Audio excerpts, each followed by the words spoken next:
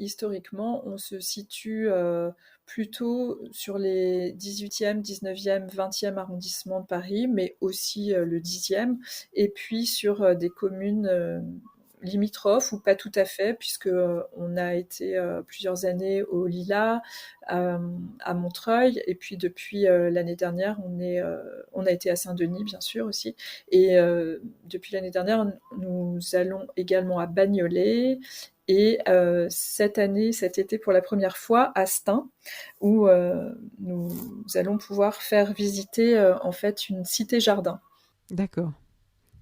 Donc, on reprend sur où je vous ai coupé, excusez-moi. Donc là, vous nous expliquiez comment ça se passe une soirée ciné-jardin, donc avec déjà la visite à 18h30, Oui, tout c'est à ça? fait. Donc Mm. la visite à 18h30, soit donc par un membre d'un collectif, d'une association, lorsqu'il s'agit d'un jardin partagé, soit donc une visite par un guide conférencier de la ville de Paris. Donc dans tous les parcs parisiens où nous allons projeter cet été, il y aura donc une visite par un guide conférencier. Donc ça va être l'occasion pour le public de connaître le parc, peut-être qu'il fréquente habituellement, mais d'une manière différente, en s'intéressant au plus près des espèces végétales et animales qui cohabitent dans ces espaces.